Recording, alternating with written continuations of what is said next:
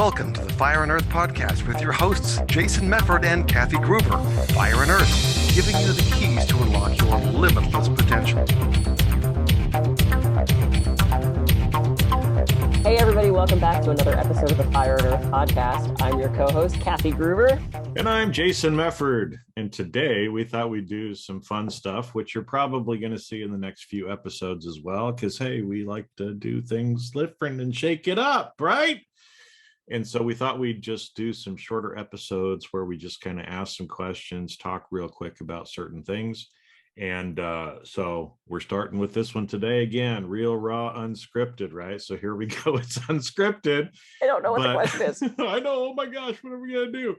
But, recently we had Corey Blake on, and one of the things that he had done is actually come up with his company, Roundtable Companies, had come up with this game called Vulnerability is Sexy. Yep. So I actually ordered a copy. It's got some great questions on it. These are what are called break the ice. If you're watching video, you can see that. So it's just a question to break the ice. So we thought it'd be fun to just ask and just give unscripted answers to these questions. So the first one that we have here, Kathy, what did you want to be when you grew up and why? As I think most kids did. So I went through phases, right? So the first one was I wanted to be a veterinarian. And then I recognized after my first hamster died that I couldn't handle the dead stuff. So I recognized that there was not only the taking care of the animals, it was the you have to tell a kid or puppy just died. So that was out pretty quick. And then I went to archaeology because I was just obsessed with like Stonehenge and Egypt. And then I recognized I didn't want to be an archaeologist. I wanted to be Howard Carter. And he had already discovered King Tut's tomb, and what was there left to find? So that went out the window pretty fast. And then I landed on theater really young. I was probably 8th, 9th grade when I landed on theater, and that stuck. I was a theater major. I pursued theater, and now I translate all that into the motivational speaking. So it was kind of an interesting journey. But yeah, I had reasons pretty quickly why those professions weren't going to work. The first couple. Yeah. What about you? Well, and for me, I mean, I know when I was little, when I was really little boy, I used to love watching Hogan's Heroes and war movies and other stuff. So I always kind of thought that I would go into the military and become a general in the military. It's General funny because General Mefford, all present and accounted for, right? But what's funny is actually I was talking with one of my sisters not too long ago, and she made reference to me that one of my nicknames they used to call me was the General, because I would, when I was little, kind of, I don't know if I was bossing the other kids around or not or what on how to play, but so that was one. And again, I don't know why that kind of went by the wayside. There's been lots of other things. I was going to be a lawyer for a while, and I was going to be a politician.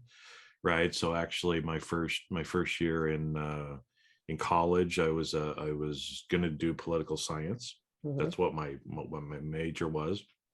And then just had some things that happened kind of in the political landscape and realized there's no fucking way I want to be a politician. I have to lie to people and do all the things that you have to do to become a politician. Decided I didn't want to be a lawyer either. Ironically, my favorite class, that first year in college was psychology. So, of course, what did I do instead? I got an accounting degree because everybody told me that's what you're supposed to do, right? But anyway, that's not. So I did that for a while, but yeah. So the why on the accountant was probably just to try to make a living, right? Because that was the practical thing to do. Yep. Practical. You can always get a job as a CPA, right? Yep. But deep down that's not really what I want to do, what I like doing. And again, never necessarily thought of being an actor per se, but I always liked performing. And I remember we'd do these like little things for our parents. We'd put on the turntable. This was in the old days, the 33 and lip sync to like Disney songs or stuff like that, and put on a play for my family. So there's always been some of that inside of me. And, you know, I just love teaching people and entertaining them as well, which is kind of what I'm doing today too, right? Why we do what we do. And it's so interesting to kind of, it's a similar topic, but I had read somewhere, and I think on one of our first episodes, we talked about this, the things that we played at as kids and the things that we pretended to be, often that fits into our life. And I look back at particular, I was an only child. So I was constantly in the game room downstairs talking to myself and creating these scenes and these things. I did several things. I was a veterinarian. I kept medical notes. I had little pill bottles for my animals, and my mom would give me Smarties to put in the pill bottles. And any other kid would have been like glug and just taken all the Smarties. I actually doled them out to the animals. I had a very specific chart. Capricorn was alive and well even when I was like 6. They were color coded too, aren't They were It's totally like, color coded. You have a headache, so here's this one for that. I kept vaccine charts and this whole thing, or I was Wonder Woman. Okay, I spun around and just hoped that I turned into Wonder Woman, and or I ran a business. I had a little company when I was a kid called Consolidated Fuzz, and I made a stock ticker out of a Kleenex box. And my dad gave me his old the day planners that would automatically show up from your bank or something that he never wrote in. Yeah. And he'd give me all these old invoices, and I ran a company. I don't know what I did for Consolidated Fuzz, and now I kind of look back to what I do now. I was also a voracious reader. I mean, I read War and Peace when I was 6. What? Yeah. I did not know that about you. I showed up to kindergarten fully able to read myself. Wow. And someone at my last class reunion brought that up, and I was like, okay, I thought that was just in my head that I was making that. She's like, no, you can fully read. I went, cool. So I was reading psychology books and biology books when I was a little kid. I'd pull them off my parents' bookshelf, like what you have behind you, and I would just read. Yeah.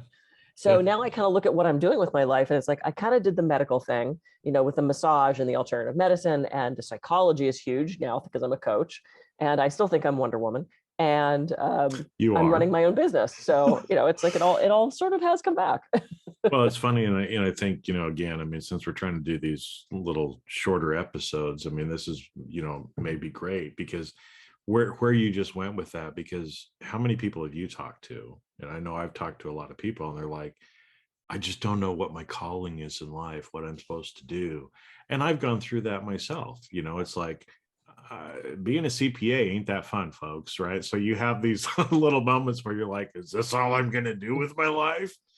And so it's interesting because, like you said, and I found the same thing as I've looked back at what I used to play, or dream about as a young child, even as a teenager, because you can also throw a writer in there. I wanted to be an author. Yep, me too. Yep. As well. Business people. Yes, I started reading Forbes when I was 12 or 13. I mean, I know it's crazy, right? But all of those things, when you put it together, you probably already know, right? So if those of you that are listening, if you're sitting there going, I don't know what I want to do with my life, well, rewind and think a little bit about your childhood. Think about what you dreamed about doing as a teenager, and chances are that's where you're going to find your answer. Yeah. Because both of us have that same thing, right? It's oh man, I can't believe we're here. But when you look back, it's well, that makes perfect sense. Yep. Everything was set in motion so long ago. And it's, to me, it's this combination of things. It's, when I stopped performing, I had this thing of, oh crap, it was sort of humiliating because all the adults said, you better have something to fall back on. You better have something to fall back on. What if the acting thing doesn't work? What if the acting thing doesn't work? And I thought, what do you mean? What if it doesn't work? I mean, there was not even a reality in my brain that it wouldn't work and that I wouldn't be a working actor in Hollywood. So when I decided this isn't working, I'm not going to be a working actor in Hollywood, there was this almost shame, humiliation of, oh shit, the adults are right. Now what am I going to do with myself? But I recognized that all that experience, every job I've ever had, from Domino's Pizza to waiting tables at IHOP, worst job ever. Lip in my mouth a little bit. I mean, it was horrible. But all of those jobs, interacting with those bosses, having my first office job, not knowing how a fax machine worked, it was so humiliating.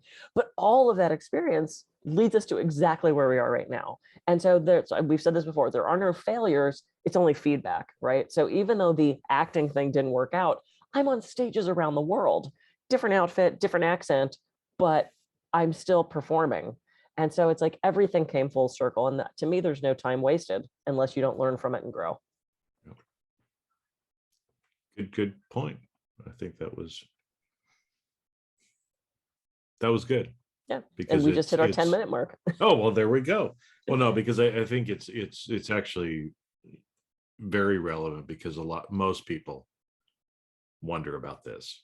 Uh-huh. And there's also the other side of like you said, is sometimes we might be doing certain jobs, doing certain things that we don't necessarily want to be doing, but we're also serving in our own way, right? And so, like you said, even waiting tables at IHOP, the way you did it, you could still serve the people who were there, and it still made you who you were. I mean, when we talked to Dennis, everything I needed to learn, I learned waiting tables, right? Yep, absolutely true. And so, even if you might not be exactly where you want to be, just try to incorporate more of who you are into what you're doing, and see the bigger picture until you can make whatever the next step happens to be in your life. Yeah. And what skills are you acquiring? What are you learning from that thing you're doing right now, or did do? When I have clients, this is real quick, and then when I have clients trying to figure out what their next step is in their career,